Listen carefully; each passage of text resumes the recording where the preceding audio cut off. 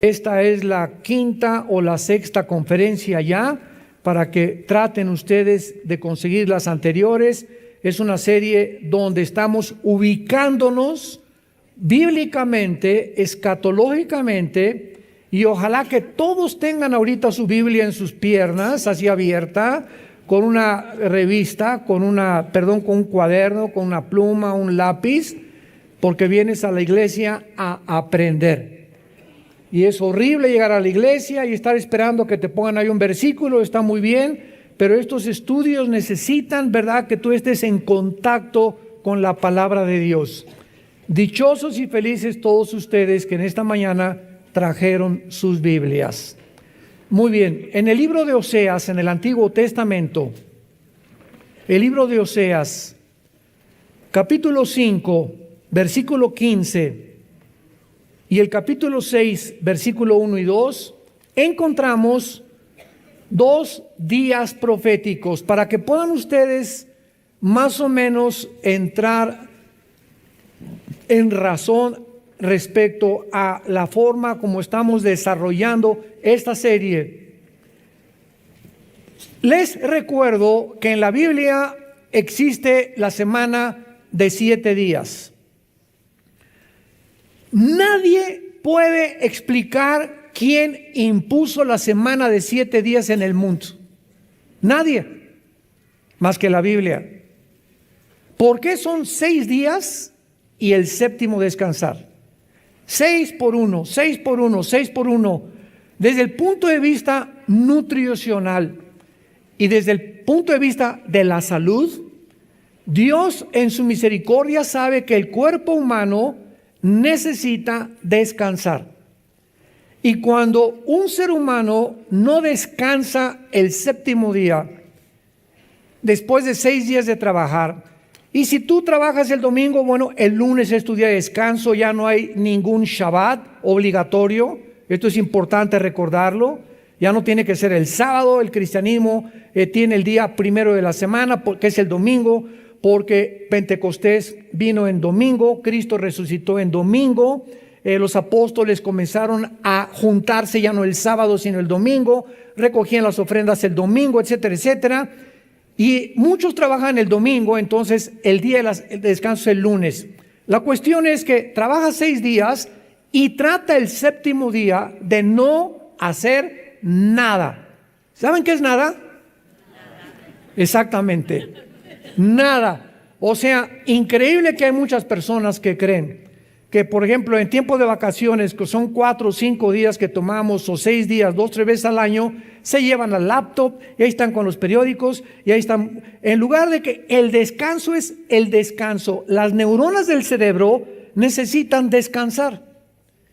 Y cuando tú le pones demasiada presión a estar piense y piense y piense y piense, y el día de semana no dejas de trabajar, o estás que el trabajo y por allá, y dices, no voy a preocuparme ya de nada, mañana Dios ya proveerá, ya mañana será otro día, a lo mejor ni amanezco mañana, hoy voy a disfrutar a mis nietos, a mis hijos, vamos a ir al boliche, o una buena película, o a caminar por Chapultepec, o no sé lo que quieras hacer, pero no hagas nada para darle a tus neuronas el tiempo de la recuperación que necesitan para que no acabes en un psiquiátrico.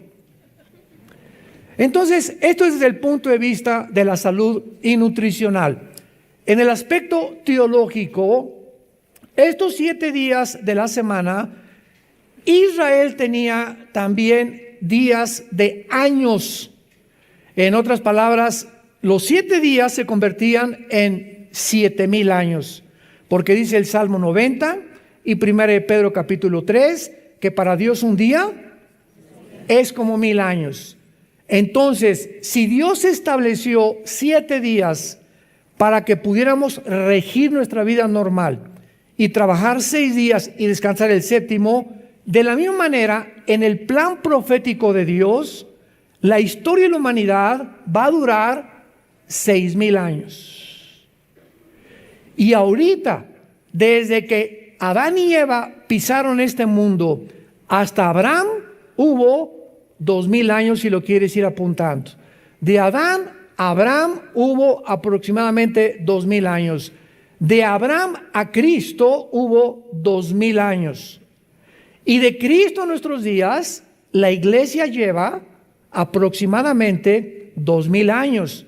Muy bien. Si estamos cerca del año 6000, ¿por qué no sabemos si son exactos? Porque a principios de la historia de la edad de Cristo a nuestros días, se cambió el calendario. El Papa Gregorio cambió el calendario lunar de los judíos de 360 días al calendario solar de 365 minutos y segundos. Entonces, en este cambio entre los 60 y los 65, se perdieron años bisiestos, etcétera, etcétera, pero de alguna manera nos encontramos al filo de que se cumplan los 6000 años. Y estos 6000 años, que son de Cristo a nuestros días, aparecen en la Biblia. Síganme con muchísimo cuidado, porque esto es lo maravilloso de esta serie profética, que nos va a ayudar a saber si realmente nos encontramos en los últimos tiempos. Estos 2000 años que aparecen en el final tiempo profético de Dios, aparecen en el Nuevo Testamento como 2 días. Y vamos a ver que desde el Antiguo Testamento y en el Nuevo Testamento, cuando vemos 2 días, se refiere a 2000 años. Vamos a comenzar a comprobarlo en el libro de Oseas, capítulo 5, donde aquí tenemos escondido una revelación maravillosa profética de Dios. Está hablando Dios acerca de Israel. Oseas 5, versículo 15, y dice así: andaré y volveré a mi lugar.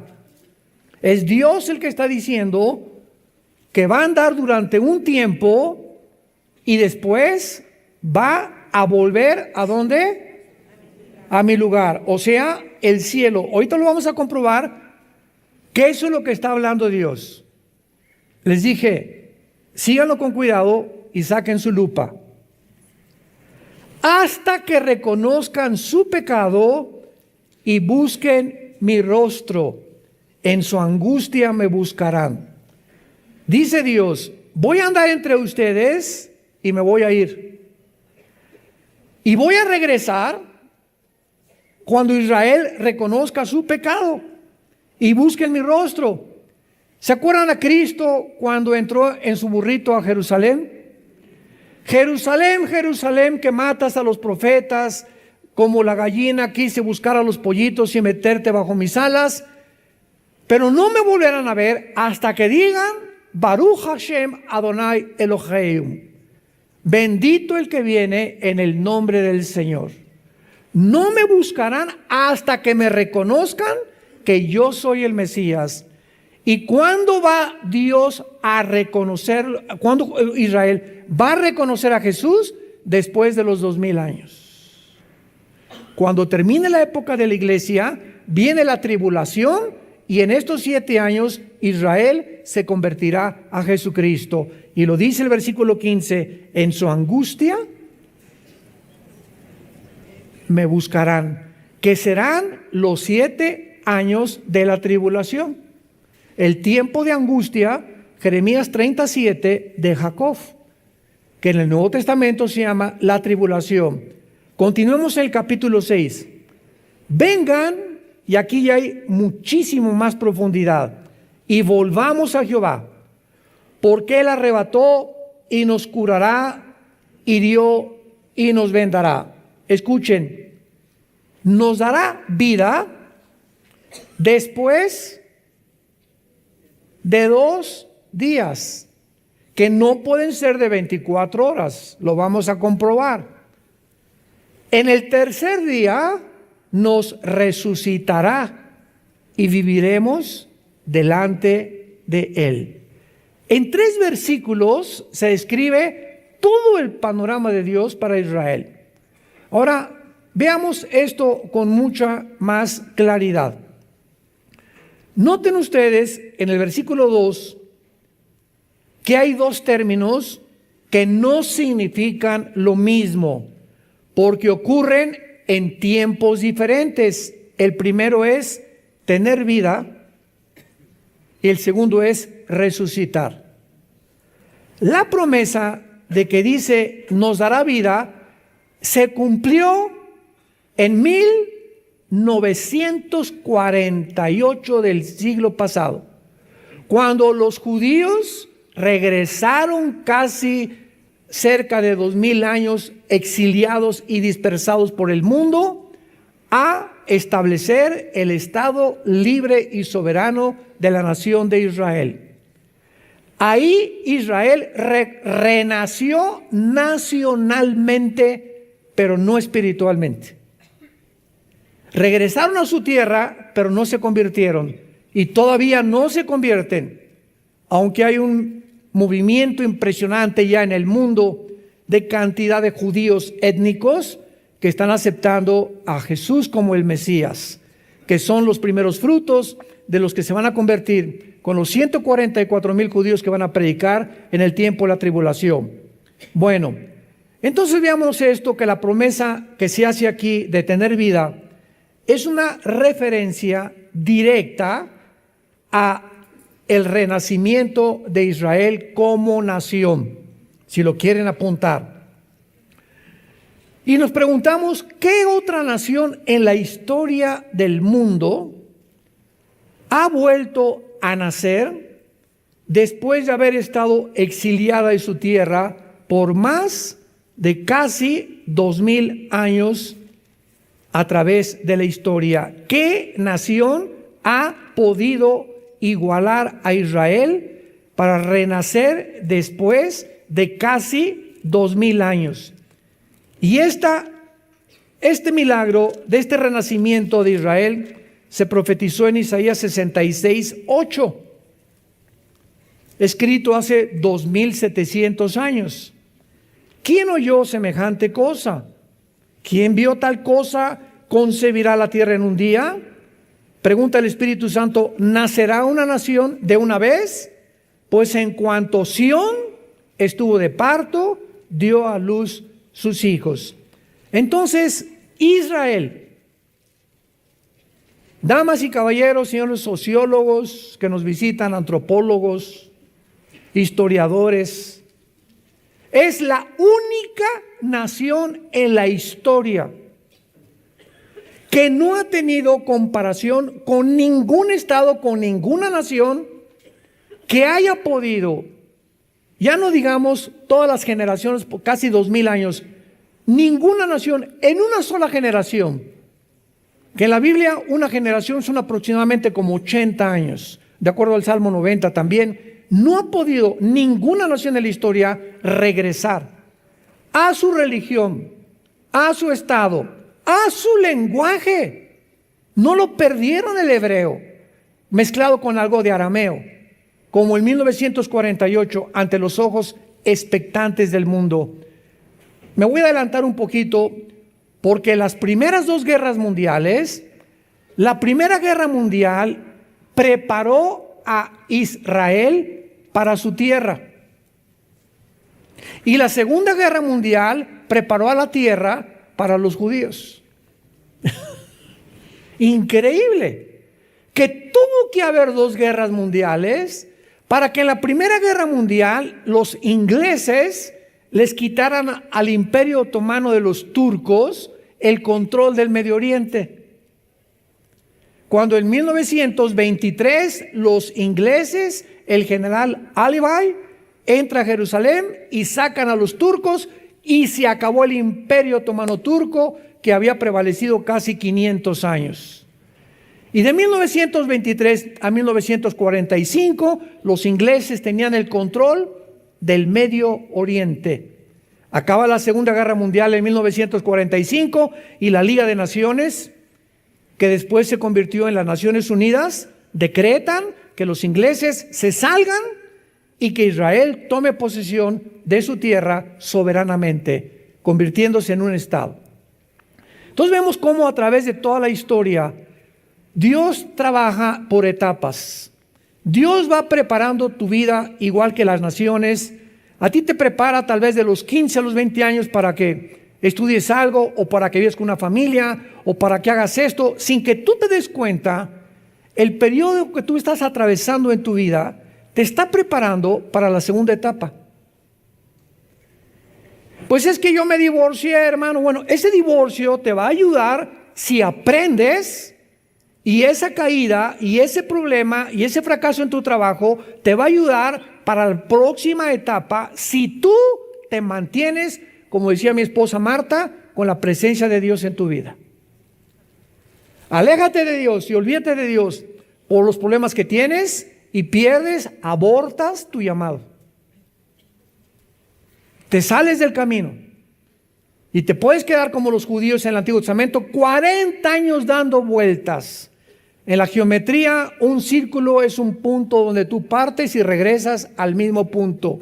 Nunca llegas a ningún lado. Siempre en ciclos tu vida. Eres igual que hace 4 años, igual hace que 10 años. Tu vida no ha podido cambiar. ¿Y sabes por qué no ha podido cambiar? Porque te gobernó la amargura. Un cristiano amargado no avanza ni una pulgada en su vida espiritual. No me importa que me violaron, hermano, mi papá fue esto, y mi mamá fue esto, y me divorcié, y la gente no me quiere, y como los perros me estoy lamiendo todas las heridas, y te victimizas, el mundo está contra mí, nunca me quisiste, papá, nunca me quiso nadie. Y cuando comenzamos a centrarnos en nosotros, sin entender que hay una ley de la responsabilidad espiritual en la Biblia, que nadie es responsable de lo que tú eres ahorita más que tú y yo. El día que tú dejes de echarle la culpa a algo o a alguien por lo que tú eres ahorita, ese día vas a madurar. Las personas inmaduras, los que no crecen, son los que siempre están creyendo que son como son porque alguien tuvo la culpa de ser como son. Es la victimización de la personalidad que te desintegra internamente el alma y el espíritu. Muy bien. Ahora veamos la segunda fase en Oseas capítulo 6, que tener vida entonces es la resurrección de Israel como nación en el 48. Y noten ustedes que dice, después de 2 días, en el tercer día nos resucitará. La promesa de resucitar va mucho más allá de su renacimiento nacional. Aquí ya cuando hablamos de resurrección estamos hablando de una vida nueva. Israel nace de nuevo, nace como nación secular, y después, hasta que Cristo regrese, va a renacer espiritualmente. La segunda promesa de Oseas, marcada por el tercer día, apunta hacia el renacimiento espiritual de Israel. Nos resucitará después de los 2000 años. Y es cuando veremos nosotros Romanos 11, 25 y 26, y todo Israel será salvado. Romanos capítulo 9, capítulo 10 y capítulo 11 de la carta de Pablo a los romanos, 3 capítulos le dedica Pablo al renacimiento de Israel como una nación espiritualmente. Ahora, muy bien, veamos la promesa que Dios hace antes en Isaías, Oseas 5:15, andaré y volveré a mi lugar. Aquí está Cristo. ¿Saben quién está hablando aquí? Dios en la persona de su Hijo. Andaré y volveré a mi lugar. Vamos a ver ahora en el Evangelio de Juan, principalmente, cómo Cristo comienza a platicarles a sus discípulos continuamente, diciéndoles, me voy a ir. Me voy a ir.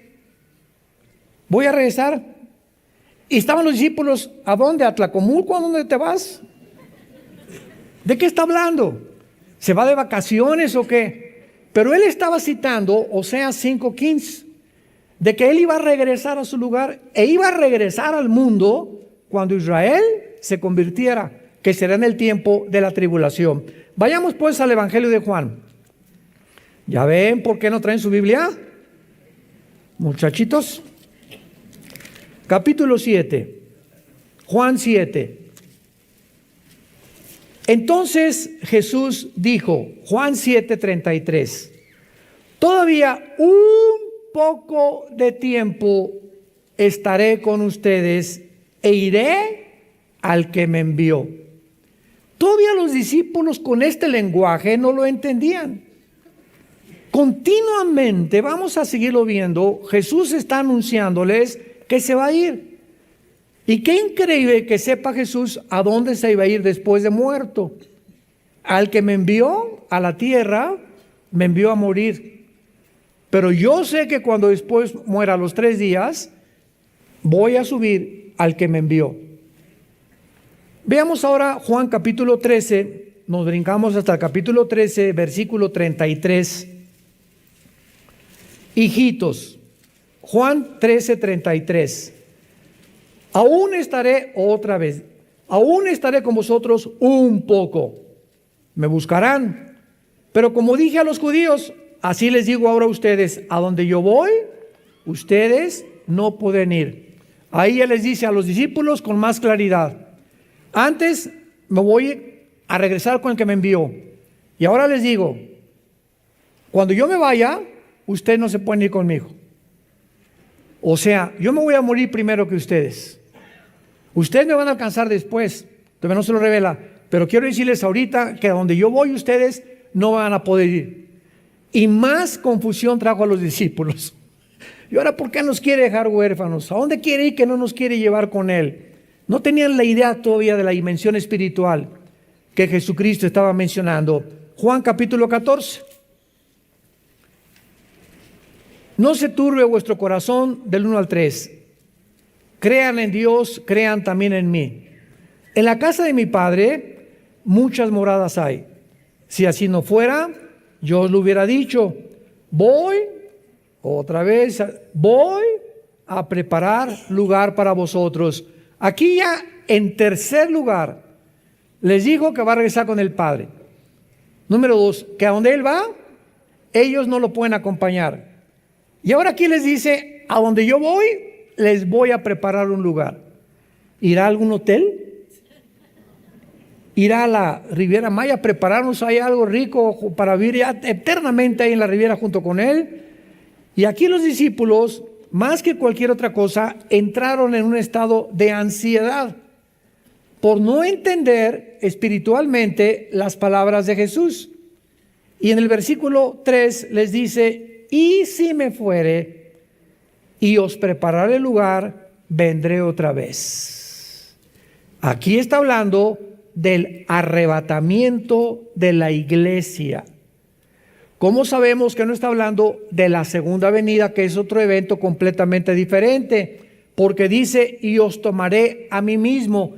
Esta palabra en el griego, paralambano, implica tomar así con fuerza. Y esta palabra con la palabra en 1 Tesalonicenses 4:17, el rapto, que es arpazo en el griego, arpazo se tradujo arrebatar, significa quitar con fuerza. Entonces, en el rapto viene Jesús y ¡boom! Millones de personas desaparecen del mundo. Viene a sacarnos del mundo y Él no pone los pies en el mundo.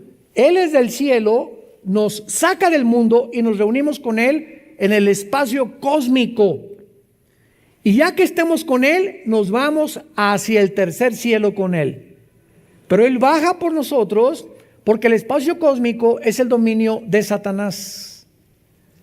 Y viene a proclamar a los ángeles caídos y a todos los poderes de las tinieblas, he venido y voy a regresar a conquistar este mundo para todos ustedes.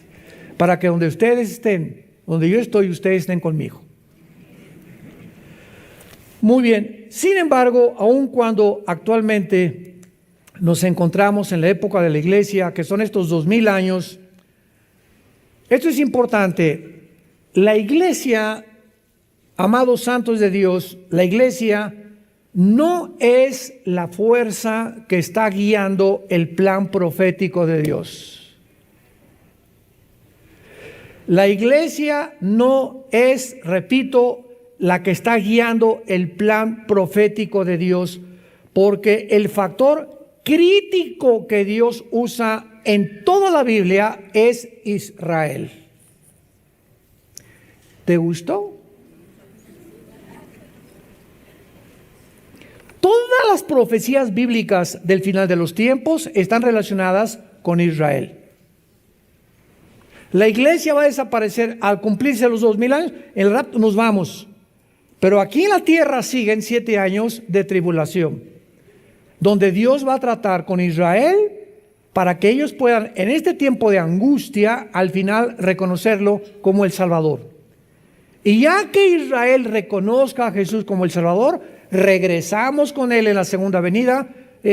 Malaquías capítulo 14, pisará sus pies en el Monte de los Olivos. El año pasado que vayamos a Israel, vamos a ver el Monte de los Olivos. Se va a ver un valle de norte a sur, de occidente al oriente. Se va a hacer una cruz, un cisma como una cruz se va a hacer en Israel, donde nosotros bajamos con Él a establecer su reino milenial.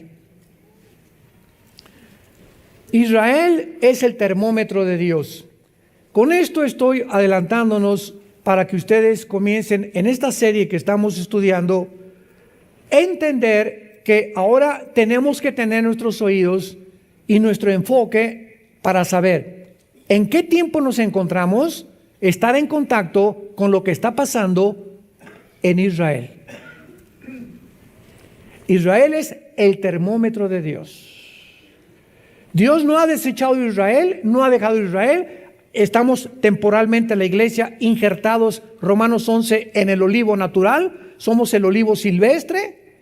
Ellos siguen siendo el olivo natural porque de Israel, de los patriarcas, Abraham, Isaac, Jacob, Judá, viene todo esto escrito. Los apóstoles que escribieron la Biblia nacieron en Tlalnepantla, nacieron en Israel, eran judíos, la primera iglesia cristiana fue judía, y por eso en Romanos Pablo dice, el evangelio es a los judíos primero y después a los gentiles. Primero Dios a los judíos y después a los gentiles. Pero como en estos 2000 años de historia, Israel continuó rechazando a Dios, continuamos nosotros predicándoles y tenemos ya gran cantidad de testimonios de judíos que están convirtiéndose a Jesucristo. A la iglesia no se le dio un tiempo específico de duración para que nosotros estuviéramos en la tierra. Escúchenme lo que acabo de decir. La Biblia no menciona cuántos años la iglesia va a durar. Estamos creyendo que 2000 años para Israel, pero escuchen esto.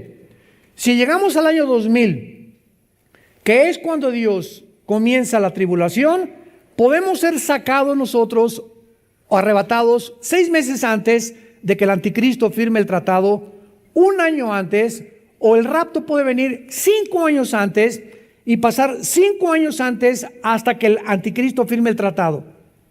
La iglesia no tiene el día y la hora, nadie sabe cuando Cristo viene por nosotros. Nadie se atreva a decir en tal fecha o en tal día Cristo viene. No sabemos. Sabemos los tiempos y nos encontramos en los tiempos. Que de eso se trata esta serie. Pero el día y la hora no lo sabemos. Pero para Israel el tiempo está contado cronológicamente por las profecías bíblicas. Ahora vamos a comenzar a estudiar estos 2 días en el Evangelio de Juan, que vamos a comprobar que Cristo no se refería a 2 días de 24 horas. Para corroborar que cada vez que Jesús mencionaba 2 días, se estaba refiriendo a 2000 años en relación con la nación de Israel. Juan 4 con la mujer samaritana. La Biblia menciona en el Evangelio de Juan 2 periodos de 2 días durante el ministerio de Jesús, que son símbolos proféticos. ¿Quién se podría imaginar eso, verdad? Vamos ahorita 2 días y y tienen implicación profética. Cristo no dice 3 días, 4 días al azar o por coincidencia. Cada día, cada coma, cada número que la Biblia menciona tiene un significado profético. No es al azar. Todo lo que Dios ha escrito tiene un significado. Y nosotros somos los responsables en escudriñar, en investigar, en poder resaltar. Y cuando el Espíritu Santo te ve que traes tu Biblia el domingo y que de veras eres una persona de la Biblia y tienes en tu oficina una Biblia, en el baño una Biblia, en tu recámara una Biblia, y que estás buscando siempre la palabra de Dios, Dios se va a revelar a tu vida. Porque dice Deuteronomio 4, me buscarás cuando me busques con todo tu corazón. Pero vienes aquí con el Calimán. Ahí traes el periódico contigo ahorita. A ver quién gana, Monterrey o América. Vive la América. Independientemente, ¿verdad? Bueno, este es un chiste nada más. Juan 4, versículo 40. En este capítulo, rápidamente para introducirnos a lo que está antecediendo, Cristo se encontró con la mujer samaritana, todos ustedes lo saben, ¿verdad? En un pozo de Jacob, en la región de Samaria. Cristo le revela a la mujer que Él es el Mesías, que Él es la fuente del agua de la vida. La mujer gozosa era una mujer inmoral, llevaba 5 matrimonios, con el que vivía en amaciato. Cristo no la condena, era ignorante, pero era una mujer religiosa, porque comenzó a cuestionar a Cristo. Ustedes adoran allá y nosotros acá. O sea, ¿qué religión es la verdadera? Unos que los mormones, otros que los hindúes, otros que estos. ¿Hay alguna religión que se puede decir cuál es la verdadera? Una pregunta muy válida que hizo la mujer a Jesús. Y la respuesta de Jesús fue, mujer, créeme. ¿Cómo sabemos cuál es lo verdadero? Créele a Jesús. Ve lo que dice la Biblia a Jesús. No hay ninguna religión, Él no vino a fundar ninguna religión. Él vino a que le creyéramos que sus palabras son espíritu, son vida y vida eterna. Y eso te librará y te hará libre de las religiones, de las tradiciones, del paganismo, etcétera, etcétera, si le crees a Jesús. Bueno, entonces esta mujer corre con los samaritanos. Acuérdense que los samaritanos eran enemigos de los judíos, porque los samaritanos, o sea, la región de Samaria está hasta la mitad de Israel y lo que sigue la región de Galilea. Entonces, a ver, aquí así rápidamente, Israel está dividido en Judea, Samaria y Galilea. El sur, que es Judea, es el Mar Muerto. Cuando vayamos al Mar Muerto el año que entra en junio, les apuesto lo que quieran, que las mujeres no se van a querer ir de ahí. ¿Saben por qué? Porque las cremas del Mar Muerto embellecen a la mujer. Son las cremas y el lodo que hay, se acuestan en el lodo, ahí se quedan a dormir las mujeres y se revuelcan para acá y para allá y por acá, porque el Mar Muerto tiene los minerales más increíbles que hay. A las tiendas de cremas, bueno, ahí se vuelven locas las mujeres comprando cremas para la cara y para las uñas y para lo que sea. No, para las uñas no, ¿verdad, gorda? Bueno, yo no sé de esas cosas. Pero cuando fuimos la vez pasada, ¿verdad? No querían un día más las mujeres. Les dije, no, se someten. Muy bien, los samaritanos entonces se habían mezclado con judíos y los judíos los tenían marginados porque no eran puros. Estaban mezclados con los gentiles. ¿Cuándo fue esto? Cuando los asirios, 700 años antes de Cristo, se llevaron cautivos a las 10 tribus de Israel a Siria. Y entonces desde hace 2700 años hasta nuestros días, los judíos están en el mundo entero sin que sepamos a qué tribu pertenecen. Por eso hay judíos mexicanos, guatemaltecos, italianos, salvadoreños, ingleses, franceses, africanos, de Etiopía, en fin, están regados por todo el mundo sin que se sepan muchas personas que tienen su origen en una de las tribus de Israel. Muy bien. Entonces la mujer corre con los samaritanos. ¿Qué creen, verdad? Hay un profeta, estoy seguro que es el Mesías, etcétera, etcétera. Y entonces le piden a Jesucristo que por favor se quede con él. Y dice el versículo 27 de Juan capítulo 4.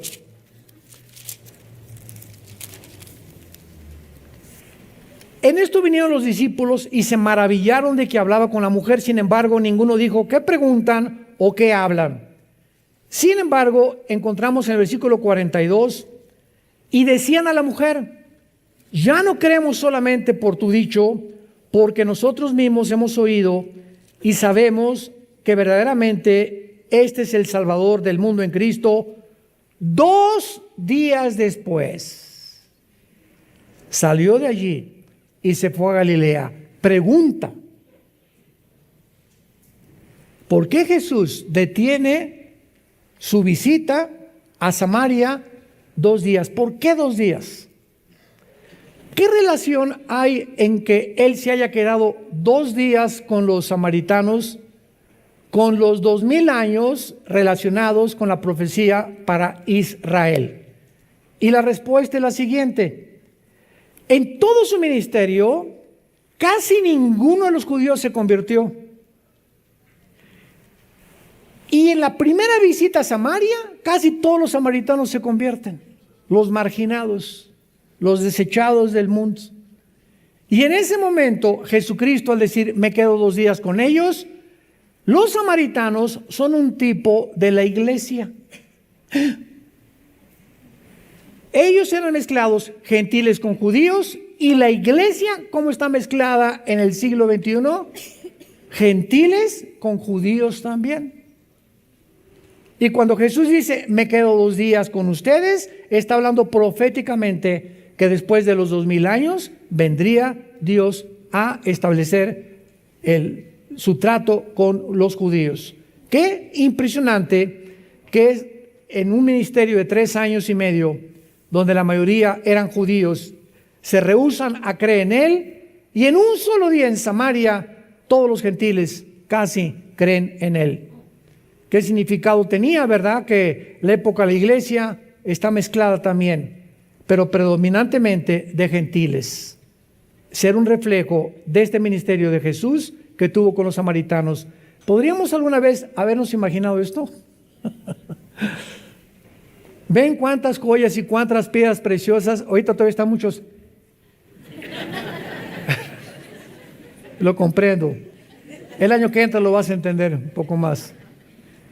Pero son piedras preciosas y joyas que vamos descubriendo en la Biblia. Y ¿saben cuál es el secreto de la Biblia? La conexión. Estar conectando versículos con otras partes para no sacar de un contexto un texto y hacer un pretexto.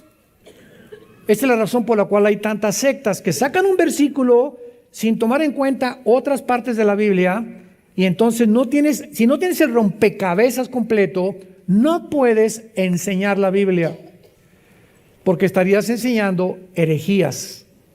Y este es lo precioso que tenemos nosotros en la Biblia. Pero vayamos al segundo caso en la Biblia, Juan capítulo 11, donde se encuentran otra vez los 2 días en la resurrección de Lázaro. Esto está tremendo. Capítulo 11 de Juan. Esta es la segunda vez en todo el Evangelio de Juan, donde un periodo de 2 días aparece en la historia de la resurrección de Lázaro. La resurrección de Lázaro. ¿Qué leímos en Oseas? Nos resucitará después de 2 días. ¿Verdad? Ya estamos uniendo cabos, como que ya comienza a ser un poco más claro el rompecabezas. Muy bien. Ya hemos visto claramente en el versículo 24 que de una forma sospechosa, Marta le dice esto a Jesús. Juan 11:24. Marta le dijo, yo sé que resucitará en la resurrección en el último día. O se tradujo en el día postrero. Marta sabía de alguna forma que para Israel habría un tiempo de la resurrección. Y si Cristo habla de 2 días, está hablando del tercer día que Cristo resucitó. Sin que Marta supiera, como cuando Cristo se presentó ante Pilatos, uno de los sacerdotes de ellos dijo, ¿verdad? Es mejor que un hombre muera y no que mueran todos, profetizando el ministerio que Cristo iba a tener en la redención del ser humano. Entonces, hay muchas cosas en la Biblia que muchos hombres hablaron sin darse cuenta que estaban hablando a través de Dios. Que el Espíritu Santo estaba usando sus bocas sin que supieran ellos qué estaban diciendo, como cuando David escribió el Salmo 22. David agarra la pluma un día en su castillo y comienza, Dios mío, ¿por qué me has desamparado? Horadaron mis manos y mis pies, sobre mi ropa echaron suertes. Mi corazón fue como la seda, los toros de Basán me han rodeado. David, 1000 años antes que Cristo fuera a la cruz, estaba escribiendo lo que 1000 años después iba a suceder en el Monte Calvario. Con detalles. Sobre mi ropa echaron suertes, me crucificaron. Las palabras que Jesús dijo, lama sabactani, Dios mío, Elí, lama sabactani, ¿por qué me has abandonado? Las escribe David 1000 años antes. ¿Ustedes creen que David sabía lo que iba a pasar en el Monte Calvario? Ahí está un ejemplo, ¿verdad? Isaías 53, despreciado y desechado entre los hombres, varón de dolores, como que escondimos el rostro de él. ¿De quién está hablando? Del Mesías que vendría 700 años después. Isaías no tenía idea, porque cuando Cristo hace su aparición en el mundo, ninguno de los líderes religiosos, los teólogos, los fariseos, los que conocían más que el populos, la teología y la Torá, etcétera, etcétera, no pudieron entender, escuchen con cuidado esto, que el Mesías tenía primero que morir. Y esta fue la trampa del plan de Dios al diablo. Dice en 1 Corintios capítulo 2, si los príncipes de este mundo, o sea, los principados satánicos, hubieran sabido y conocido la sabiduría de Dios, nunca hubieran crucificado a Cristo. Si el diablo hubiera sabido que Cristo iba a resucitar, no se hubiera metido en Judas. De menso lo hace. Pero cuando Cristo resucita, el plan escondido de Dios, ni los ángeles lo conocían, era un secreto entre Dios y su Hijo Jesucristo. Entonces, en el Antiguo Testamento, lo único que aparece es un Mesías, pero la mayor parte de ellos creían que era el Mesías o el descendiente de David. Y cuando el Cristo toca y tienta el diablo a Cristo en el desierto, le dice, si tú eres el Hijo de Dios, realmente di esas piedras, o sea, si tú no eres el descendiente de David, sino que si eres el Hijo de Dios, pruébame que tú eres el Hijo de Dios. El diablo sospechaba, pero no estaba seguro que era el Hijo de Dios. Ahora alguien podría preguntar, oiga, pero cuando entró Cristo a una sinagoga, los demonios lo reconocieron. Escuchen, sabemos quién eres, el Cristo, has venido a atormentarnos. Es toda la información que tenía. Sabemos que eres el Mesías, el Cristo, que significa el Mesías. Pero no sabían el plan que tenía que morir. Oye, hermano, pero después de cuando les comenzó a preguntar a los discípulos y es necesario que el Hijo del Hombre sea entregado en manos de pecadores y al tercer día resucite, pues el diablo no estaba oyéndolo. Escucha esto, si tú no tienes al Espíritu Santo, aunque oigas esto, no lo vas a entender. Yo puedo venir ahorita con una persona de otra religión, oye, es que María no es corredentora con Cristo. Los santos no pueden perdonar los pecados. Aquí está en tu Biblia. No. Es mi religión. No voy a rechazar mi religión. Ahí está, y no lo ven. ¿Cómo lo explicas? hasta que el Espíritu Santo entre a nuestra vida y nos abra el entendimiento, podemos tener la luz y no ser iluminados. No hay peor ciego que aquel que tenga la luz enfrente y no es que no pueda ver, no la quiere ver. Tú le puedes convencer, como lo he hecho en los debates con los ateos, que el ateísmo es insostenible filosóficamente, que la teoría de la evolución que se enseña en las universidades a nuestros hijos es anticientífica, antibiológica, antigenética y contra la primera y la segunda ley de la termodinámica. Y los maestros les dices, pero ¿cómo estás enseñando algo que tu misma ciencia, que te jactas en que eres científico y que esto es una religión? La ciencia te demuestra que la teoría de la evolución es imposible. ¿Pero qué hay? ¿Por qué no cambian de un bando al otro bando? Simplemente porque el orgullo intelectual es más grande que la verdad. Detiene la verdad. Romanos 1. Habiendo conocido a Dios, no le quieren glorificar como Dios ni darle gracias. Se envanecen en sus razonamientos y profesando ser sabios, se vuelven necios. La Biblia nos explica la conducta psicológica del ser humano en todos sus sentidos. Muy bien. Entonces Marta le dice, en el último día vas a resucitar. Y Lázaro se enferma gravemente. Sabemos que eran los mejores amigos de Jesús. Marta, María y Lázaro eran 3 hermanos. Y supuestamente esta familia era de mucho dinero. Eran de las familias más pudientes que había en Israel. Y siempre estaban a Cristo hospedándolo en su casa, dándole de comer. Seguro que hasta una habitación especial la tenían para él, etcétera, etcétera. O sea, era como un amigo íntimo Jesús de Marta, María y de Lázaro. Imagínense ustedes cuando le van a avisar a Jesucristo, Lázaro está gravemente enfermo. Dice el versículo 3 del capítulo 11, enviaron las hermanas para decir a Jesús, he aquí el que amas. O sea, el Espíritu Santo pone énfasis en que había un amor muy especial de Jesús por Lázaro, principalmente por Lázaro, al que amas. Cuando lo oyó Jesús dijo, esta enfermedad no es para muerte, sino para la gloria de Dios, para que el Hijo de Dios sea glorificado por ella. Hasta ahí sabemos que Cristo detiene su visita, no 3 días, no 4 días, lo vamos a ver, con el propósito de que muera Lázaro. El plan de Dios era que Lázaro muriera. El plan de los hombres era que viviera y que no se muriera de esa enfermedad. Pero los pensamientos de Dios no son nuestros caminos y son más altos que los de nosotros. Entonces hay muchas decisiones de Dios que Él toma que van mucho más allá de lo que creemos que sería mejor para nosotros.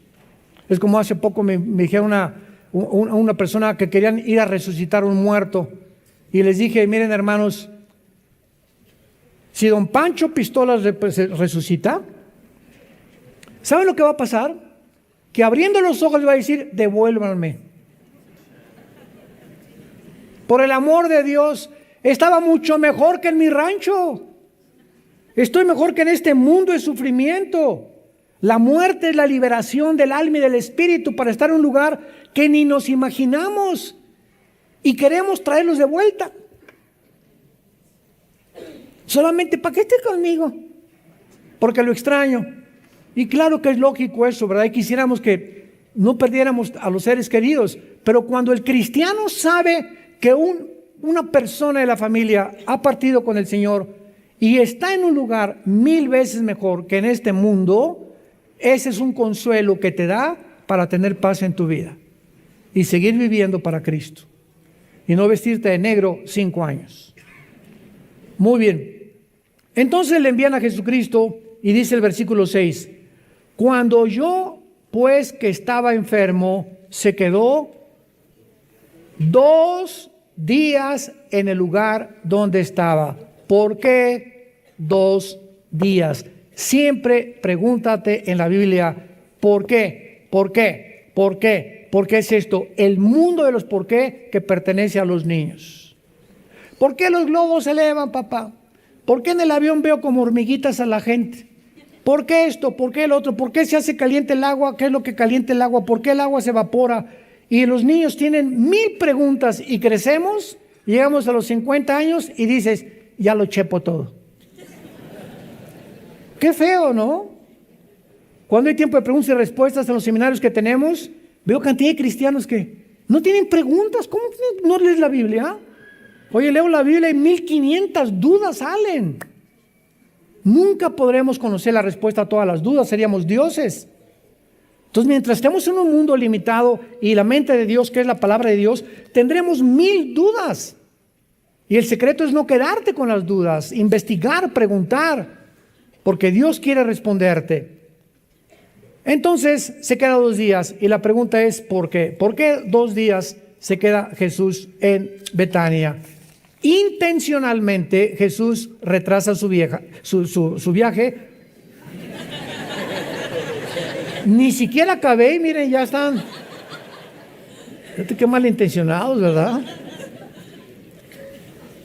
Para manifestar el poder de Dios en la resurrección. Pero tenemos aquí algún tono profético para su retraso de 2 días. Es la pregunta que tenemos que contestar.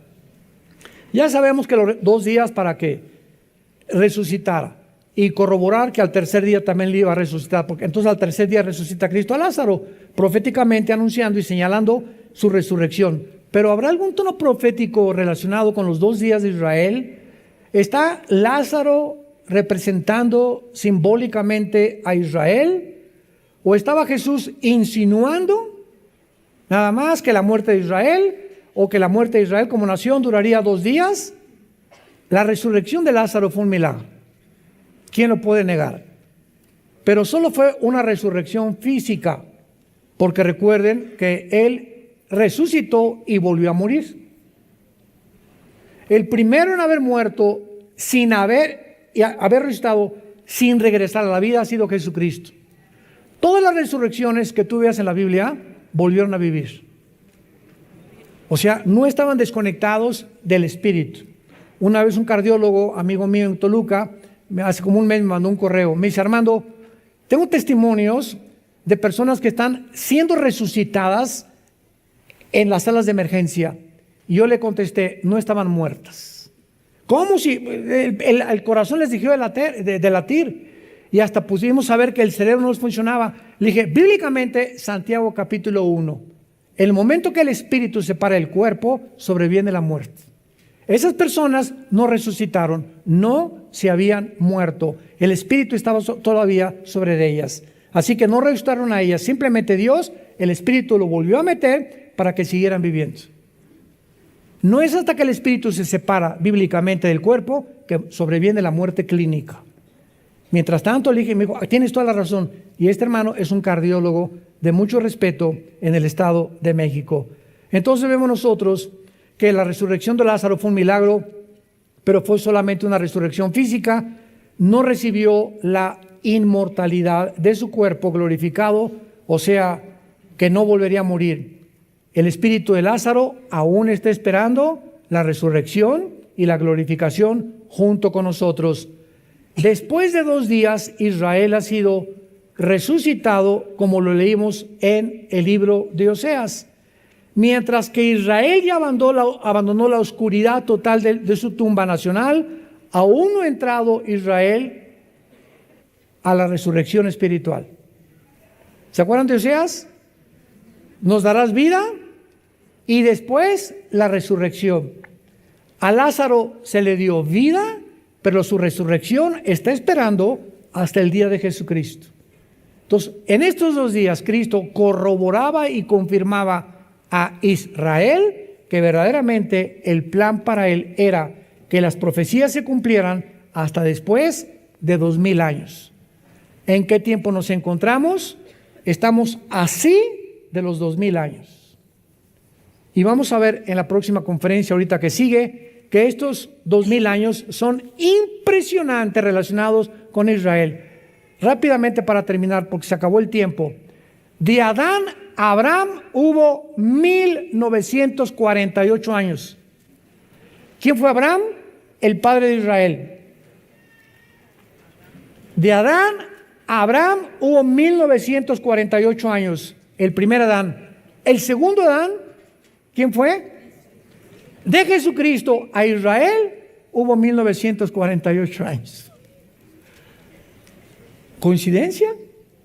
Se las dejo de tarea. Te damos gracias, Padre, por tu palabra en esta maravillosa tarde.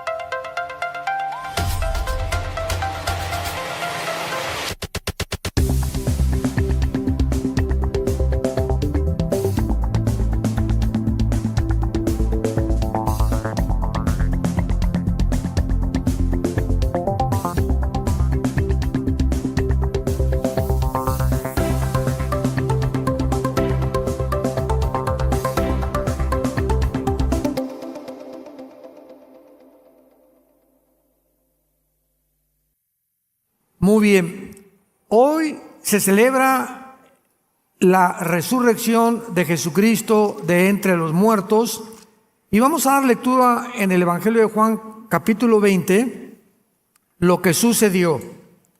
El primer día de la semana, María Magdalena fue la que le sacaron los 7 espíritus, ¿se acuerdan?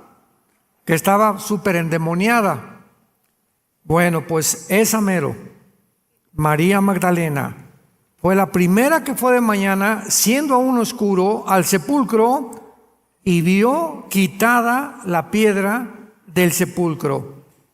Entonces corrió y fue a Simón Pedro y al otro discípulo, aquel al que amaba Jesús, que sabemos que es Juan, y les dijo: se han llevado del sepulcro al Señor y no sabemos dónde le han puesto. Y salieron Pedro y el otro discípulo y fueron al sepulcro. Corrían los dos juntos, pero el otro discípulo corrió más aprisa que Pedro y llegó primero al sepulcro. Pongan mucha atención aquí. Y bajándose a mirar, vio los lienzos puestos allí, pero no entró. Luego Simón Pedro llegó tras él y entró en el sepulcro y vio los lienzos puestos allí y el sudario que había estado sobre la cabeza de Jesús, no puesto con los lienzos, sino enrollado en un lugar aparte. Entonces también entró el otro discípulo que había venido primero al sepulcro y vio y creyó, porque aún no habían entendido la Escritura, que era necesario que Él resucitase de los muertos. Y volvieron los discípulos a los suyos. Antes de desarrollar esta conferencia, quiero que recuerden, porque aquí hay algo importantísimo y muy interesante, ya que antes de que enterraran a Jesucristo, lo podemos leer ahí mismo en el capítulo 19, ¿verdad? Versículo 40, tomaron el cuerpo de Jesús, lo envolvieron en lienzos con especias aromáticas, según era costumbre sepultar a los judíos. Entonces a Cristo lo meten a la tumba con lienzos, vamos a llamarle zarapes o sábanas o lo que sea, pero su cabeza la cubren con un sudario. Y cuando entran los discípulos, ven el sudario completamente doblado, apropiadamente doblado, y los otros lienzos pues quedaron sueltos. Y la pregunta es ¿por qué? Y la respuesta es que si nosotros estudiamos las costumbres judías, descubrimos lo siguiente. En el judaísmo, cuando el amo se sentaba a comer, el sirviente llegaba, le acomodaba la mesa y le ponía una servilleta. Y mientras el amo comía, el sirviente se retiraba y dejaba que su amo comiera. Cuando el amo terminaba de comer, agarraba la servilleta, se limpiaba las barbas, las puntas de los dedos y las manos. Y si el amo la servilleta la envolvía o la dejaba sucia, así como está, el sirviente llegaba a la mesa y sabía que su amo ya había terminado y se llevaba todo. Pero si el sirviente venía o el siervo venía y veía que la servilleta estaba bien doblada, significaba que el amo iba a regresar. Todo tiene un significado en la Biblia. El hecho que Jesús haya dejado dobladito su sudario es el mensaje que estaba mandando. Hasta con esos detalles la Biblia nos habla de la inspiración que solo Dios pudo tener en estas sagradas escrituras. Él va a regresar por nosotros. Él vive. La resurrección de Jesucristo es la piedra angular y el principal fundamento del cristianismo. El cristianismo permanece de pie o se derriba con la resurrección de Jesucristo. Si Cristo no hubiera resucitado, Cristo hubiera sido como Mahoma, como Buda, como Mahatma Gandhi, como Zoroastro y como los grandes religiosos que han habido por toda la historia humana. Han hablado y han dicho, etcétera, etcétera, inclusive el Dalai Lama, que aún vive y que sigue reclamándole el Tíbet a la China. En una entrevista que hicieron entre el Dalai Lama y el Papa Juan Pablo II, el Dalai Lama, esto fue en la década de los 90, 1990-92, el Dalai Lama dijo estas palabras al Papa: yo soy Dios. Y recuerdo que un periodista le preguntó al Dalai Lama, después que estaba con el Papa, concedió una entrevista y levantó la mano y le dijo: discúlpeme, ¿usted dijo que era Dios? Dice el Dalai Lama: sí, yo soy Dios. Y le preguntó el periodista: ¿nos puede decir cuándo va a resucitar? Y pues desde luego que se confundió, ¿verdad? Y no supo qué contestar.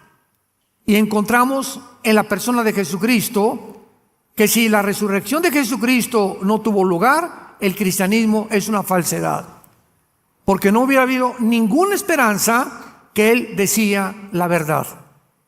Y si Jesucristo era verdaderamente el Hijo de Dios, la resurrección de entre los muertos es la prueba, la evidencia más magnífica, más indubitable, inexorable, que realmente Él era el Hijo de Dios.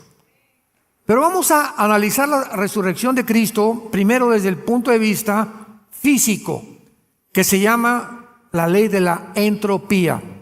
¿Qué es la física? La ley de la entropía, lo voy a explicar.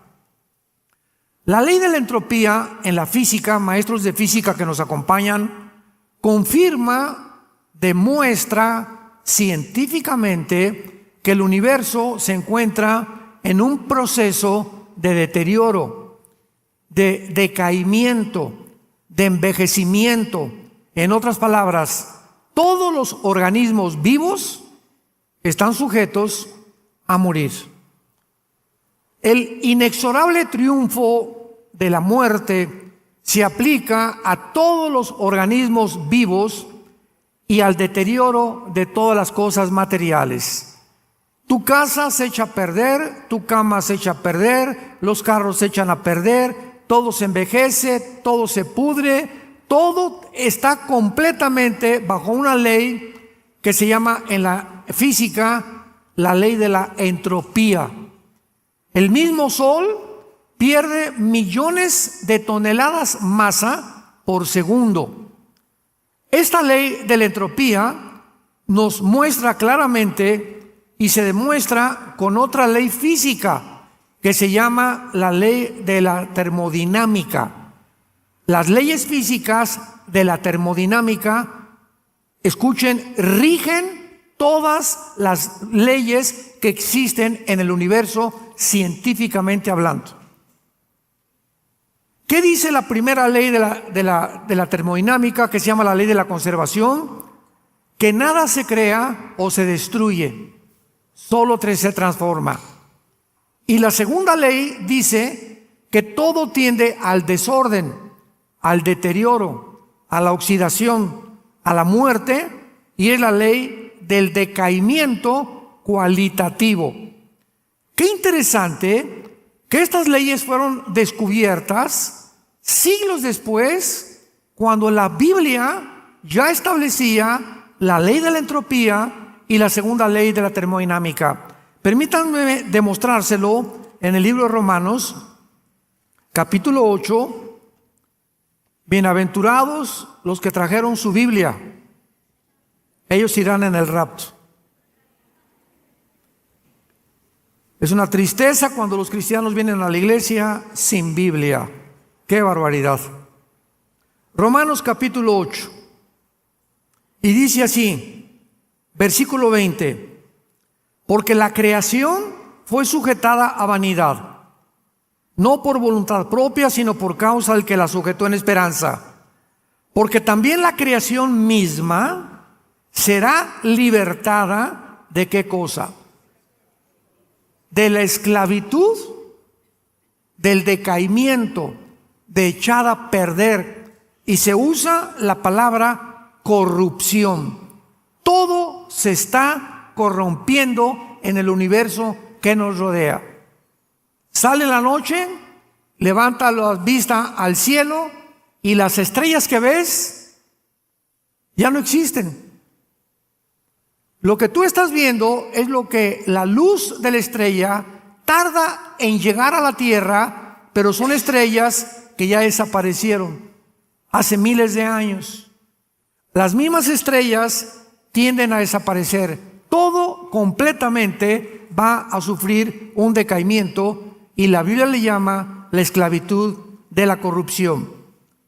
Vean ustedes en el libro de Hebreos capítulo 1, que lo confirma en el versículo 10 al 12, Hebreos 1, 10 al 12. Y tú, oh Señor, en el principio fundaste la tierra. Los cielos son obra de tus manos, ellos perecerán, se echarán a perder, mas tú permaneces. Ellos envejecerán como una vestidura, como un vestido los envolverás y serán mudados, pero tú eres el mismo y tus años no acabarán. Señores maestros que nos acompañan, señores astrónomos que nos escuchan por la televisión, señores científicos, la Biblia establecía casi más de 1500 años antes de que se descubrieran la primera y la segunda ley de la termodinámica y la ley de la entropía, que el universo se encuentra en un proceso de descomposición. Una vez que nosotros entendemos esto, la universalidad o la universalidad del reino del deterioro y muerte afirma la asombrosa singularidad de la resurrección de Jesucristo. Antes de que Cristo resucitara, resucitó a un hombre llamado Lázaro. Lázaro tenía más de 3 días de muerto. Si hay médicos nos pueden decir de qué forma se descompone el cuerpo. A las 8 o 10 horas ya comienza la descomposición del cuerpo.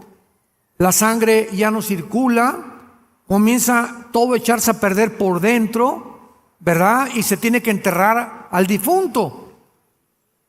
Y Lázaro se encontraba en un estado de descomposición. Y a los 3 días, Juan capítulo 11, Cristo se acerca a María y Marta, las hermanas de Lázaro, a la tumba para resucitarlo. Todos conocemos este evento. Y Jesús dice: Lázaro, le habló a Lázaro. Escuchen esto. La Biblia dice que al morir se salen de nosotros el alma y el espíritu, y el cuerpo queda en la tumba, ya sea que te cremen o no te cremen. Entonces, cuando Jesús dijo: Lázaro, ven fuera, ¿a quién le estaba hablando? ¿A Pancho? A Lázaro, ¿verdad? ¿Pero que no estaba muerto? ¿Qué significa esto? Que al morir mantenemos la conciencia. Y Lázaro se salió del cuerpo, porque dice Santiago que hasta que el espíritu se separa del cuerpo, sobreviene la muerte. Esto aclara que los médicos nunca van a poder atinarle para saber que una persona está muerta, porque hay personas que han declarado que están muertas y les ha sobrevenido una catalepsia, como el famoso artista de cine Joaquín Pardavé. En los años 50, 60, muchos de ustedes se acordarán de este artista famosísimo que lo enterraron, Joaquín Pardavé, y la familia lo fue a desenterrar a la semana que entra, o creo que a un mes o 3 semanas, y lo encontraron volteado, sin las uñas, lo enterraron vivo. ¿Por qué? Porque aparentemente vieron que ya no respiraba y creyeron que estaba muerto y le dio un ataque de catalepsia, simplemente, y lo enterraron vivo y despertó dentro de la tumba. Qué horrible, ¿verdad? Entonces ahora les meten un espejo a las personas a ver si no tienen vaho, pero clínicamente hay un poco más de tecnología para ya declarar a una persona muerta. Pero de acuerdo a la Biblia, hasta que el espíritu se separa, el espíritu y el cuerpo es como un cordón umbilical. No es hasta que el bebé se le corta el cordón umbilical entre la mamá y la nueva criatura que el bebé sale a otra dimensión. Ya es independiente de la mamá. Entonces así es como un cordón umbilical entre el espíritu y el cuerpo, y hasta que el espíritu es cortado, se separa del cuerpo, el cuerpo es corrompido, es destruido, es completamente hecho, ahí se lo comen los gusanos, y el espíritu y el alma, ¿a dónde se van? Bueno, bíblicamente nos muestra la Biblia que si eres cristiano, vienen los ángeles de Cristo para nosotros y nos llevan al cielo. Pero el espíritu de Lázaro no podía irse al cielo todavía, porque volvió a vivir.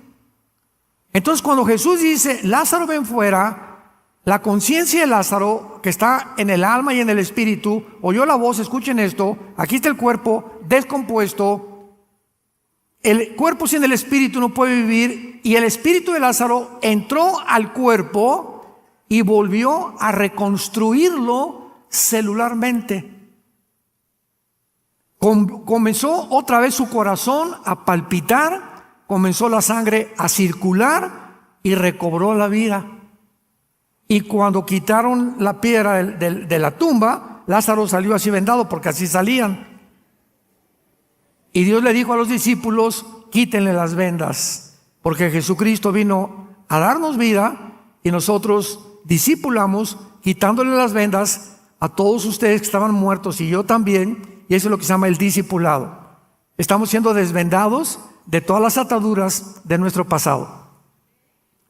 Esto es importante porque Jesucristo resucita y nos demuestra que la muerte no es todo para tu vida. No importa que te coman los tiburones en un temblor, un accidente de tráfico, o que te quemen tu cuerpo, vamos a volver a vivir. Porque si Jesucristo fue enterrado, deshecho, sin sangre, ensangrentado, era un guiñapo humano cuando lo enterraron, la promesa para nosotros de Jesús fue la siguiente: yo soy la resurrección y la vida. ¿Qué otro personaje de la historia, quién ha dicho esas palabras y lo ha demostrado?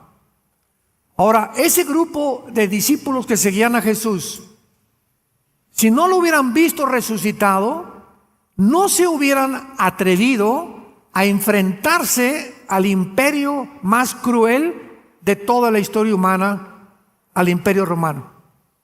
A Calígula, a Nerón, a César Augusto, a Vespasiano, etcétera, etcétera. Y estos hombres pescadores del vulgo, que ni a la primaria acabaron, fueron llenados del Espíritu Santo y se enfrentaron al mundo, predicando al mundo con una pasión que los embargó completamente, que si Jesucristo vivía, lo peor que nos puede suceder es morir, y el morir es ganancia. Entonces, ¿de qué tienes miedo? ¿De qué tenemos miedo? Todos tenemos que morir de alguna forma. Y cuando muramos, va a ser el día como el capullo que sale de los que se ponen en los árboles y se rompe y sale la mariposa. El día de nuestra muerte es el día más feliz de nuestra vida. Ya aparece contradicción, ¿verdad?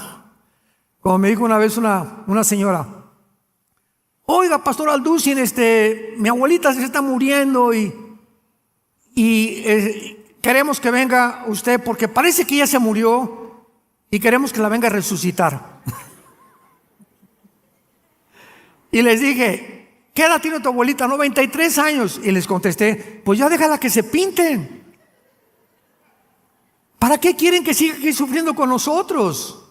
Es más, si la resucitamos y resucita, nos va a decir: ¿y para qué me trajeron otra vez aquí? Ya estaba bien contenta con el Señor.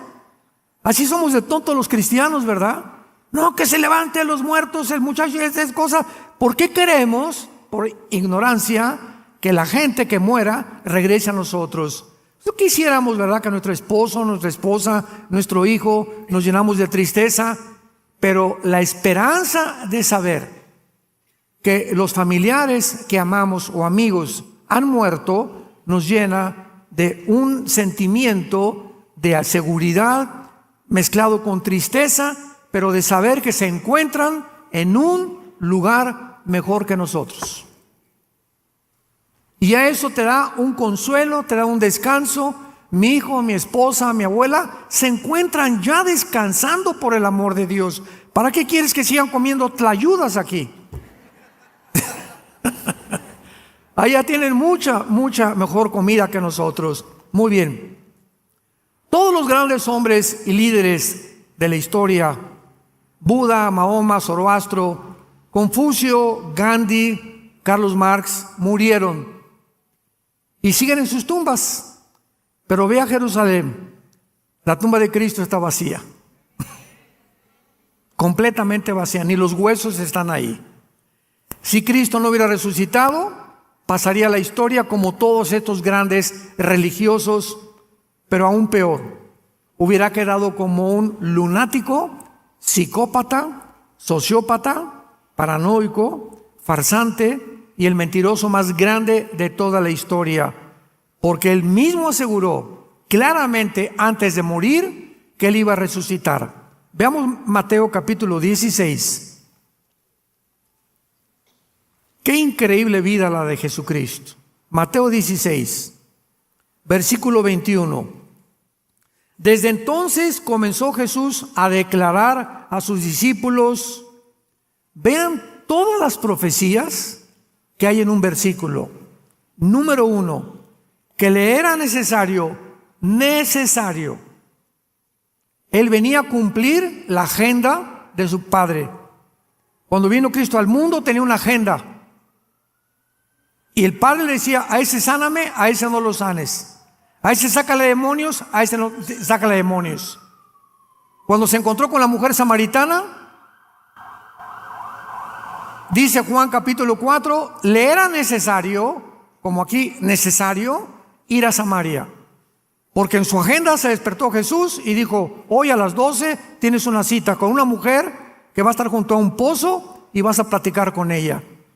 Estaba programada la reunión de Jesús con la samaritana en la agenda de Jesucristo.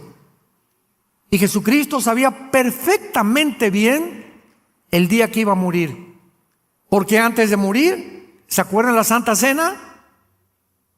¿Qué conocimiento tenía Dios de la vida después de la vida? Que les dijo a los discípulos: hoy partimos el pan y bebemos esta copa, y no la volveremos a comer ni a beber hasta que estén conmigo en el cielo. Jesucristo sabía esa noche que era la última vez que cenaba con los discípulos.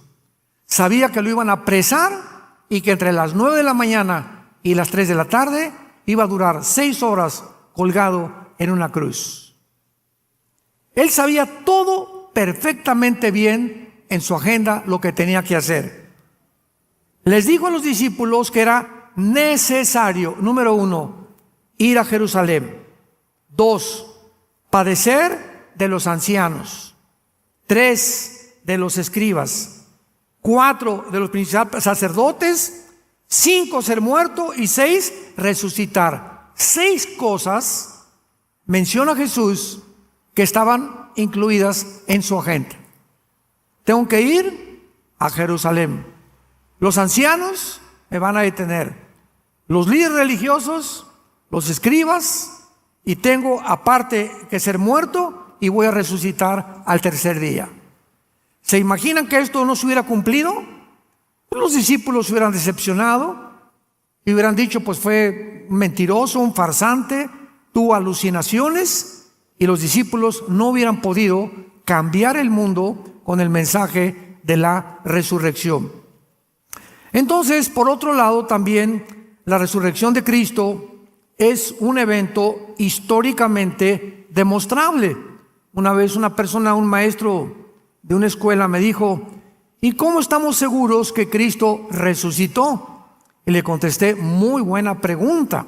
Le dije, ¿usted cree que existió Alejandro el Magno? Sí. ¿Y usted cree que existió Napoleón Bonaparte? Sí. ¿Y usted cree que existió Calígula y los romanos? Sí. Y le dije, ¿y por qué? Sí. Pues porque está escrito en la historia.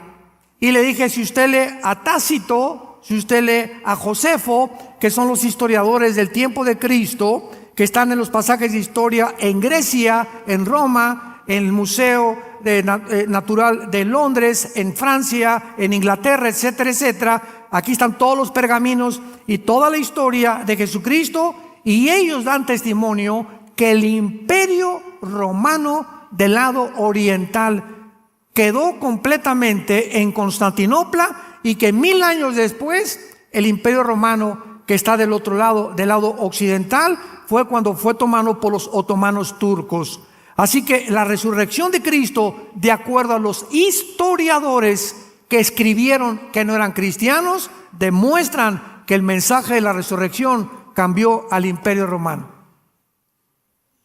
A tal grado que Constantino, el último emperador del lado oriental del imperio romano, se convierte en la batalla de Milván, cuando dice que se apareció una cruz en el cielo y le dijo, por este signo vencerás. Y Constantino ordena, casi 250, 300 años después de que Cristo muere, ordena que el cristianismo sea absorbido por el imperio romano como la religión oficial. Y Constantino nombra al primer padrino tuyo, al primer papa. Una vez, ahí me gusta mucho cuando invitan curas y sacerdotes a platicar, porque muchos de ellos son sinceros. Así como hay obispos sinceros, hay obispos mentirosos, cardenales, hay de todo en la vida. Pero cuando me encuentro con estas personas religiosas, siempre encontramos estas discusiones, ¿no? Y siempre les pregunto, si Pedro fue el primer papa, ¿quién fue el segundo? Porque ellos se basan en eso, que Pedro fue el primer papa. Y luego pasaron 300 años sin papas. Y ahí está en la enciclopedia de la Iglesia Católica, por el amor de Dios. Hasta Constantino nombró al primer pontífice y se unió el poder político romano con el poder religioso, y de ahí entero el imperio romano dio una voltereta, ¿verdad? De lo político a lo religioso, que hasta este momento dura todavía. Y el imperio romano religioso se convirtió en el dueño de Europa. 17 siglos los papas gobernaron Europa. Y ningún rey, nadie se podía casar, nadie podía comprar ni vender sin la encíclica de algún papa. Entonces, recurrimos a la historia y nos damos cuenta que es una de las verdades más obvias que existen. Así que no hay ningún ser humano que pueda decir: yo no creo que Jesucristo resucitó, porque es lo mismo que decir: tampoco creo que Napoleón Bonaparte existió o que Cristóbal Colón existió. Y si dices algo, es porque te pregunto de cuál fumaste. Ahora, muy bien, el hecho innegable de que Cristo haya resucitado, no existiría, repito, el cristianismo, porque los dos permanecen o caen juntos. Vayamos a 1 Corintios capítulo 15. 1 Corintios 15. ¿Ven la importancia de traer la Biblia? 1 Corintios capítulo 15, versículo 12. Dice el apóstol Pablo: pero si se predica de Cristo, que resucitó de los muertos, ¿cómo dicen algunos entre ustedes que no hay resurrección de muertos? Porque si no hay resurrección de muertos, tampoco Cristo resucitó. Y si Cristo no resucitó, vana es entonces nuestra predicación, vana es nuestra fe. Y somos hallados falsos testigos de Dios, porque hemos testificado que Dios resucitó a Cristo, al cual no resucitó, si en verdad los muertos no resucitan. Porque si los muertos no resucitan, tampoco Cristo resucitó. Y si Cristo no resucitó, vuestra fe es vana, aún están en vuestros pecados. Entonces también todos los que han muerto en Cristo perecieron. Y en esta vida solamente esperamos en Cristo, somos los más dignos de conmiseración de todos los hombres. Y dice más adelante el apóstol Pablo: entonces, si Cristo no resucita, ¿qué esperanza tenemos? Al morir, regresamos al polvo. ¿De qué sirve que le soy fiel a mi esposa? ¿De qué sirve que haya sido honrado? Si el que no tranza no avanza, dicen aquí en México. ¿De qué sirve que me sacrifique? ¿Y por qué no puedo hacer lo que yo quiera? Porque si se trata de hacer dinero, pues vamos a hacerlo de cualquier manera. Y si no hay eso, no hay justicia. Y si no hay justicia, no hay Dios. ¿Y qué es de todos los nazis que mataron a todos los violadores de los niños, los pederastas, todos los crímenes que han pasado en la historia? Y que se murieron y no les hicieron nada, ni siquiera fueron a la cárcel. ¿Realmente es un mundo tan injusto en el que vivimos? Pero la Biblia dice que viene un día de la resurrección de todos los muertos. Y todos los que están en las tumbas van a volver a vivir. Unos para condenación eterna y otros para vida eterna. Y todo va a depender de lo que hiciste con Jesús en tu vida. ¿Cuál fue tu actitud a Jesucristo mientras tú vivías? Ahora también hay argumentos en contra de la resurrección y se los voy a mencionar. Pero antes quiero leerles el testimonio de dos de los más grandes historiadores de la Universidad de Harvard. Apunta los nombres: y la Universidad de Harvard y de Oxford, y uno de los abogados considerados en la abogacía más grandes de la historia. El primero, Thomas Arnold, así como suena, profesor de historia de la Universidad de Oxford y Rugby, reconocido como el más grande historiador del mundo, para que se lo restriegues así en la cabeza a tu maestro de la universidad.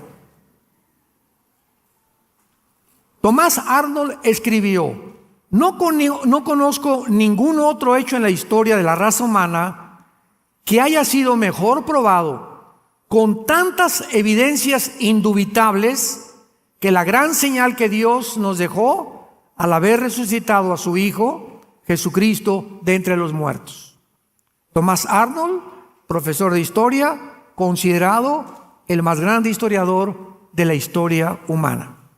Simon Greenleaf, con G de gárgara, doble E, Greenleaf se escribe. Simon Greenleaf, considerado la mente más grande dentro de la abogacía. Y él fue el fundador de la Escuela de Leyes de la Universidad de Harvard en Boston, Massachusetts. Después de haber examinado Simón Griffith cuidadosamente los 4 evangelios, escribió lo siguiente: era imposible que los apóstoles hubieran podido persistir en enseñar las verdades que enseñaban si Cristo no hubiera verdaderamente resucitado de entre los muertos. Cuando dijeron pues que Cristo se lo robaron el cuerpo los discípulos, se derrumba esta teoría, porque los mismos líderes religiosos fueron con Pilato y le dijeron: pon guardias romanas que cuiden la tumba de Jesús, porque los discípulos pueden venir y robarse el cuerpo. Era imposible que los discípulos hicieran esto, porque estaban llenos de pánico, de temor de ser crucificados también, como lo fue su maestro. Además, una piedra que pesaba más de 2 toneladas, era imposible que ellos la pudieran mover. Así que ese cuento, ¿verdad?, desapareció. Otra historia dicen que fueron alucinaciones. No fue Cristo el que realmente vieron. Un momento, es posible que una persona o 2 personas tengan alucinaciones, pero no más de 500 personas. Porque dice 1 Corintios 15, versículo 6 al 8, que más de 500 personas vieron a Cristo resucitado. Y cuando estaban los discípulos asustados, encerrados en un cuarto, quién sabe cuántos candados le pusieron a la puerta, estaban platicando: Jesús, ¿qué vamos a hacer ahora? ¿Será cierto que Él era el Mesías? ¿O esperaremos a otro? ¿O realmente Él fue el que los profetas profetizaron? Y Tomás, el Dídimo, les dijo a todos: a mí no me vengan con cuentos que Cristo resucitó, hasta que yo no ponga mis manos en sus manos y su mano en su costado, atravesado por la lanza, no voy a creer. Cristo se aparece y atraviesa la pared y le dice: Tommy boy, come here. Escuchen esto: pon tus manos en mis manos. Cuando Tomás pone las manos en las manos de Cristo, no las atraviesa. No era un espíritu el que se le apareció a Cristo, tocó algo sólido.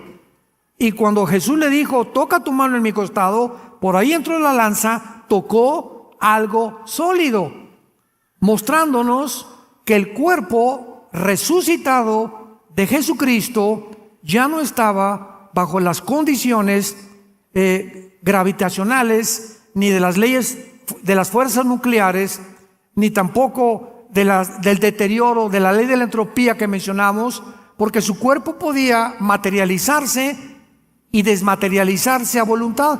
Podía su cuerpo molecular atravesar la pared y convertirse en algo sólido y desaparecer y hacerse como el humo. Y dice la Biblia en Filipenses 1, 20 y 21 que nuestro cuerpo será igual al de Jesucristo cuando resucitemos. Cuando Cristo ascendió al cielo, la ley de la gravedad no actuó sobre él. Él venció la ley de la gravedad. ¿Qué dice la ley de la gravedad? Que todo objeto más pesado que el aire es atraído hacia el centro de la tierra. Pero Cristo vence la ley de la gravedad ascendiendo enfrente de la cara de los discípulos y les dice, ¿verdad? He aquí les doy potestad, prediquen el evangelio a toda criatura. Que son las órdenes que prevalecen en todas las iglesias que nos llamamos cristianas. Ahora, muy bien, si no hay muerte, no hay resurrección, porque Lázaro volvió a vivir. Pero Cristo muere y Él resucita con un cuerpo completamente diferente al que murió. Ahora, piensen lo que les voy a decir. Antes de que Cristo bajara al mundo, ¿qué cuerpo tenía?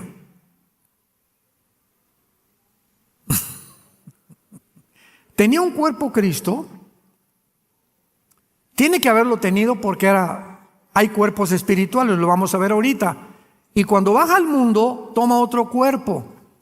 Y el cuerpo de Cristo, cuando toma el cuerpo que es igualito al de nosotros, ese cuerpo con el cual Cristo resucitó, es el mismo cuerpo que tendremos nosotros y tendrá forma humana por toda la eternidad.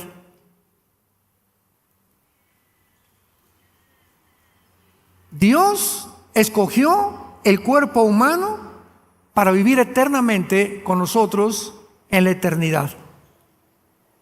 Y transforma completamente lo que éramos, pero con la forma humana. En Apocalipsis capítulo 5, dice Juan, y vi que entró el león de la tribu de Judá, representando o repitiendo Daniel capítulo 7, dice Daniel, y vi a uno como hombre que entraba al trono de Dios y se le entregaban los reinos de la tierra, como hombre. Y ve Juan en el Apocalipsis el cuerpo de Cristo como el cuerpo tuyo y como el cuerpo mío, no como el cuerpo de un ángel, ni de un querubín, ni de un serafín. Dios escogió el cuerpo humano. Tú y yo fuimos hechos a la imagen y semejanza de Dios. Qué maravilloso que podamos estas verdades guardarlas en el corazón. Dice 1 Corintios 15, versículo 38. Dios le da a cada cuerpo como Él quiso. A cada semilla su propio cuerpo. Me detengo rápidamente. Una uva tiene un cuerpo en la uva y un código genético. La entierras la uva y produce redondita, moradita, con características nutriológicas, elementales, minerales. La de la manzana tiene otro código genético, la de la papaya otra, y así todas las semillas de un chango, el esperma de una jirafa, el esperma de un perro y de un gato, son todos diferentes. Y nuestro esperma, que fue hecho a la imagen y semejanza de Dios, Cristo tomó un esperma humano para fertilizar el óvulo de María. Nosotros seremos con el cuerpo resucitado de Jesucristo. ¿Crees en Jesucristo? ¿Estás seguro que si tú mueres vas a volver a vivir? ¿Y que te vas al cielo si tú te mueres? Si tú no tienes esta seguridad, inclina tus ojos y dile estas palabras al Hijo de Dios. Señor Jesucristo, te pido perdón por mis pecados. Me arrepiento con todo el corazón de ellos. Y creo que en esa cruz con tu sangre pagaste para que yo algún día, cuando tú me llames a casa, vuelva a vivir como tú lo hiciste al vencer la muerte a los 3 días. Como creo que vives, te pido en este instante que entres a mi corazón como mi Señor y mi Salvador. Te pido perdón por mis pecados y te doy las gracias por darme la vida eterna. En el nombre de Jesús. Amén. Qué esperanza tenemos, ¿verdad? Todo se va a acabar ya.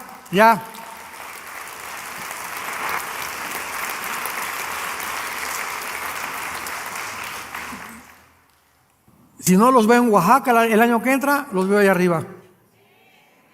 Que tengan mucha paz.